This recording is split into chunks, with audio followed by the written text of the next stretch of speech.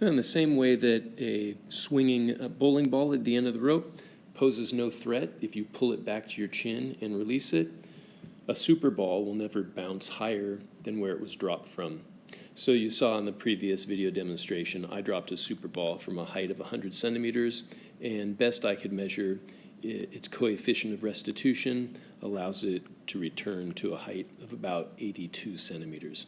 So obviously some mechanical energy was lost in the collision with the desk, right? When the ball bounces, the molecules that make up the desk, and I'm going to have to suppose the molecules that make up the ball as well, start vibrating faster with a greater amount of random kinetic energy. So I measured the ball. It has a mass of 51.8 grams, and let's label point A when the ball is released from rest. Point B, the instant before it impacts the ground. Point C, the instant after it's done colliding with the ground. And point D, returning to its original height. So when we compare the energy from point A to the energy at point B, we'd say the gravitational potential energy, mg, how about we say 100 centimeters is h naught, and 82 centimeters we'll just call h. So mg h naught is equal to 1/2 m v subscript b squared.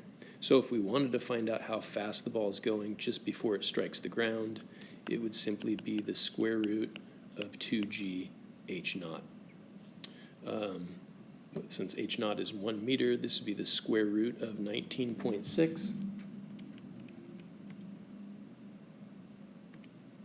which is about 4.4 meters per second.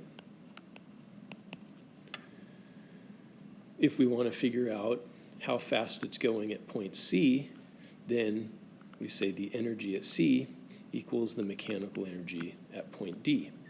So at point C, it has kinetic energy, 1/2 mv squared. Now this velocity is not 4.4 meters per second.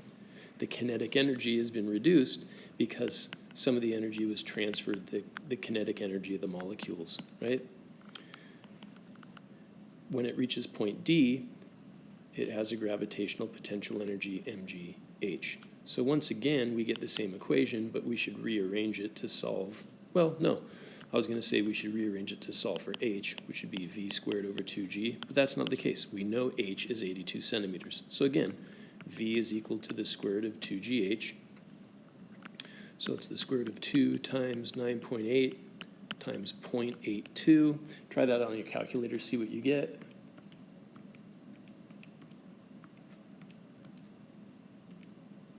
Yeah, about 4 meters per second.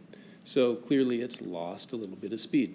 It was going 4.4 meters per second at point B just before it makes impact, and after it's done colliding, the speed is reduced to 4 meters per second. So what happened to that energy?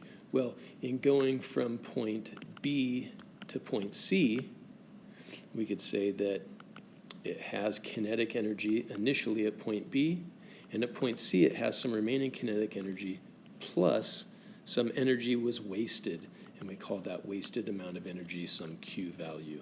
Okay, so the Q value is simply the difference between the kinetic energy just before the bounce and the kinetic energy just after the bounce. What if we were to compare the energy at point A to the energy at point D?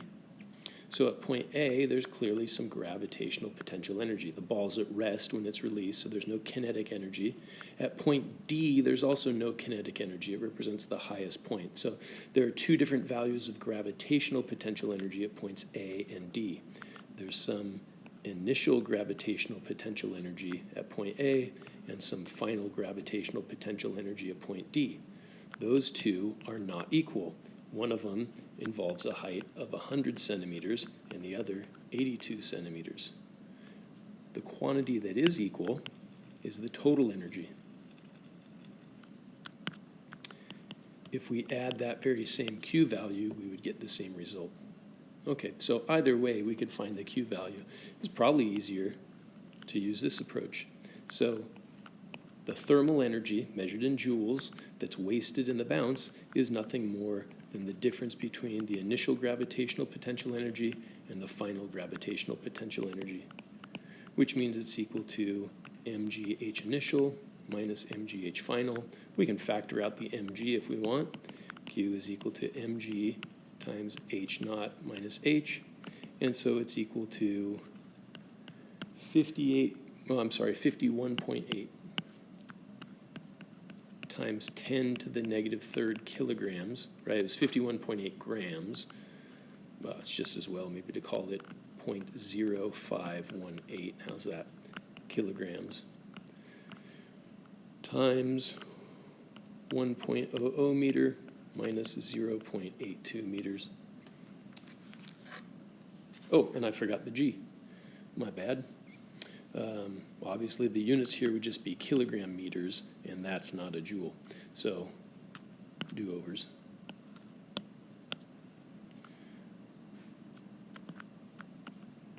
.0518 kilograms times 9.8 meters per second squared times 1.00 meter minus 0.82 meter. Okay. So numerically, our Q value is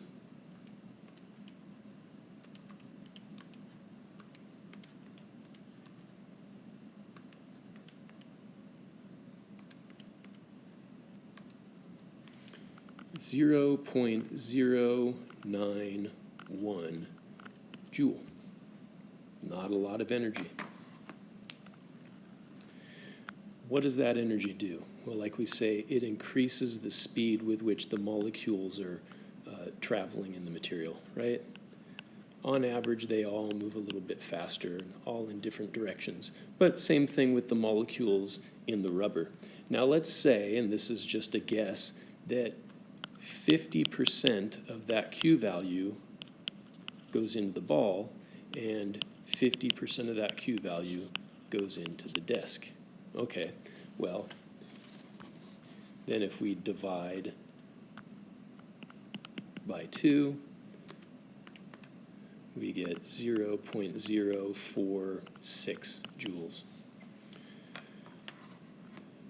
Then we could ask the question, by what amount does the temperature of the bouncing ball increase? So you probably remember from your previous chemistry course that thermal energy, internal energy, or heat, is equal to mass times specific heat times change in temperature.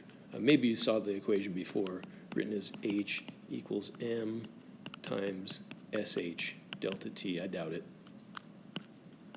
You probably saw this form, Q equals MC delta T, right? So delta T is equal to Q divided by MC. We need to know the specific heat. Well, I looked it up. I don't know off the top of my head the specific heat of rubber, but what I found with a little research is it's going to be somewhere around 2,000. Now, what does that mean? It says it takes 2,000 joules of energy to raise 1 kilogram of rubber by 1 degree Celsius. Compare that to water, by the way. Water requires about 4,200 joules to raise 1 kilogram by 1 degree Celsius. Water has one of the highest specific heats of common materials. Okay, so if that's the case, then our delta T is equal to 0.046 joules divided by 0.0518 kilograms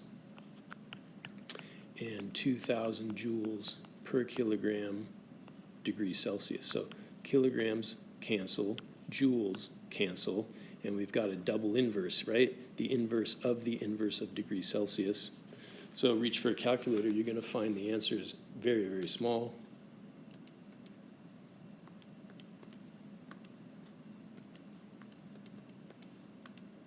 Right.